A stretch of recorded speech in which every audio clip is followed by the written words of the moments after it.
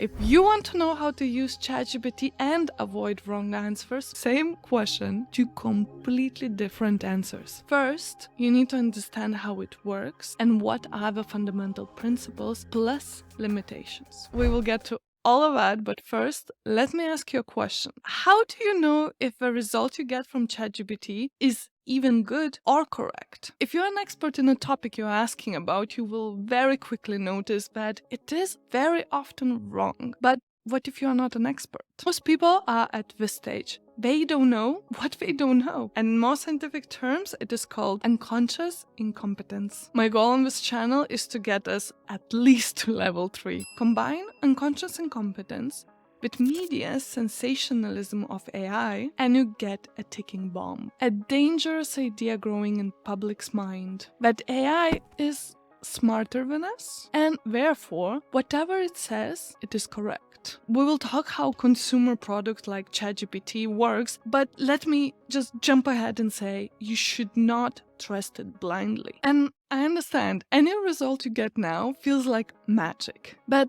one day, and I think very, very soon, we'll have many products like ChatGPT designed for a specific purpose or a use case, or even natively integrated in the softwares that you're already using. Once the hype dies out, it will be just normal. Same as using a computer became normal, or having access to internet became normal, or even access to the knowledge, like Google. I want to focus on the fact that people who understood how a computer or the internet works and learned how to use it, those people created value and jobs, not just for themselves, but for other people too. And later in this video, we will cover exactly that, how to use it correctly. First, we need to look what is ChatGPT. ChatGPT is just a user-friendly, extremely limited interface. Under the hood is a very powerful AI model called GPT 3.5. GPT stands for Generative Pre-trained Transformer. Actually, GPT 3.5 is not just one model, but a series of 3. And that's why it can work with code and text. Let's talk about how ChatGPT works. We covered that ChatGPT is just web interface on a browser. So the real question is not how ChatGPT works, but how does GPT 3.5 model work? Can a robot write a symphony? Can a robot turn a canvas into a beautiful masterpiece? Can you?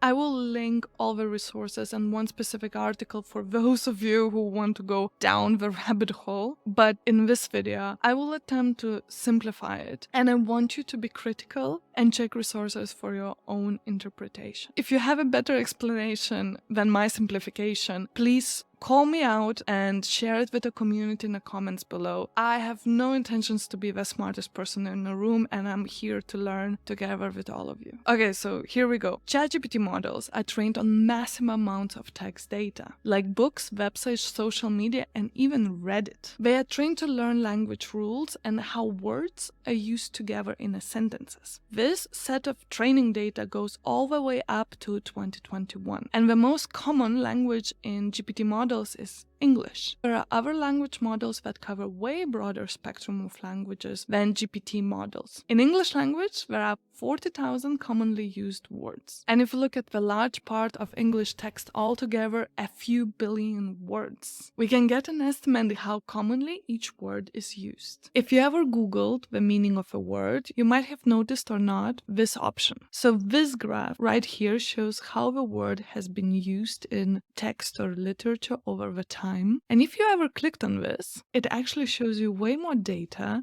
on the usage of the word, even though we know that ChatGPT data goes all the way up to 2021. I would speculate that the starting point could be as early as 1800s. Now I want you to think of 2 dices and the probability distribution table we learned in school. While there is only one way to roll 2 or 12, there are 6 ways to roll 7. Probability of getting a sum of 7 is just simply higher. Same way it is with word combinations. Word crocodile and alligator will more commonly appear in text than alligator and cat. We have alphabet and individual letters that turn into words. However, with GPT models, it is tokens and fractions of words that turn into words, not individual letters. This is OpenAI Tokenizer. And if we take an example of alligator, I want to show you what happens. So the word alligator breaks down into two tokens of all and igator, I guess. And you can see here it is expressed in text, but you can also have token IDs. And generally, the higher the number, the higher probability. But for example, if we do cat, it's just one token and it's one word. I want you to pay attention to one interesting thing. If I do alligator cat, we get these numbers. But if I do cat alligator, the numbers completely change. Remember I asked you, how do you know if the answer is good or correct? In the dice example, there is one universal truth that probability of getting a sum of 7 is higher than 12 because it's based on math, right? ChatGPT picks words and word fragments based on probability as well, but there is a trick here. Just think about it. If you and I ask exactly the same question and ChatGPT assigns words based on the highest probability on the huge dataset, to you and I, it would provide the same mishmash of the highest probability words. So we would just simply get the same answer. But that's not really a case. And there is a secret to this, or at least most people don't know this. GPT models pick words based not purely on probabilities, but on temperature, which is known as the most important AI setting. And I have good and bad news for you. Good news, you can control the setting with GPT models. This is OpenAI Playground, and this is what people use to interact with GPT models before ChatGPT was launched. ChatGPT is free and available to everybody. ChatGPT Plus, you pay monthly fee and you can use it as much as you want. And with this thing, you pay per usage. In a playground, you get way more control, and these are all the settings. Here we have temperature. If we set it to 0, it will look at all the words and pick the highest probability word. And the temperature's 1 means it's way more creative. There is more randomness and less probability. And I want to show you how temperature impacts your results. I see in YouTube analytics that everyone wants to know how to get rich with ChatGPT. How to get rich? It needs to answer in one sentence. In one sentence, the best way to get rich is to save and invest your money wisely. I really disagree, because I think the way to get rich is to earn money first, because if you don't earn money, you don't have anything to save. Does it make sense? Let's try again, and this time we set temperature at 1. I get a bit speechless, because actually I agree with this one way more. Work hard, be disciplined, and invest in yourself and your future.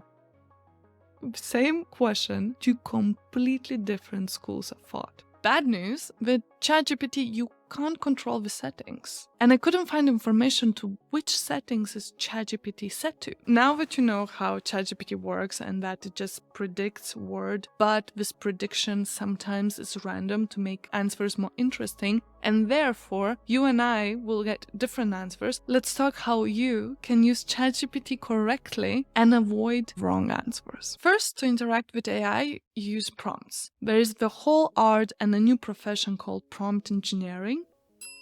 To start learning about prompts, visit learnprompting.org. ChatGPT is extremely limited. Every time you see this message, as a large language model, I can't, it means you hit the limitations or rules or restrictions which are set by OpenAI onto ChatGPT. Be aware that if you ask about restricted topic, you are going to get very generic, wrong, or no answer at all. And there's a lot of political and bias issues emerging that comes with these limitations. I am a crazy person and I read privacy policies, and whenever I hear that people copy their resumes and place it in ChatGPT, it just gives me very unsettling feeling. Please never provide your personal information or personal identifiable information to any of these models or chatbots. This video is going to be a beast, but I just have to share this with you. So I thought I'm going to be smart, and instead of Googling, I would just ask ChatGPT to list personal information types. It did, but because I worked with this, I was able to spot it that there are some things missing, so I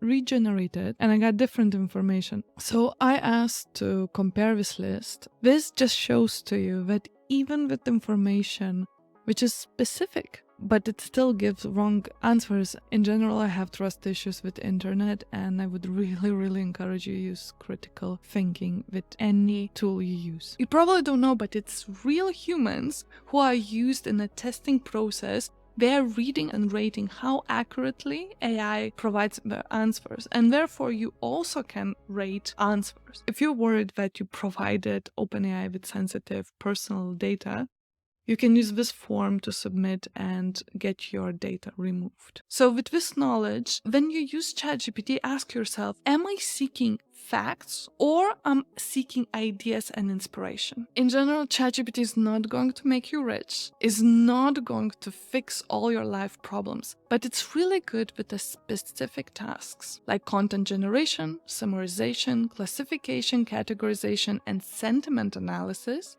data extraction, and translations. So instead of copying and paying for prompt guides from experts online, you can actually go to the playground. You don't have to pay anything. You can check research-backed prompt structures here, and you copy them and you go back to ChatGPT. If you want to explore even more structures, you can navigate to example page. You can use search. If you click on any of examples, you get a prompt, and you can even see what is the temperature of this. For example, grammar. There is not much of creativity needed for grammar, so naturally the setting is 0. How good is your answer depends how good is your question. Learn fundamental methodologies behind prompts and how to talk with AI, which I cover in this video. And check out my personal method, Criticize Me mode.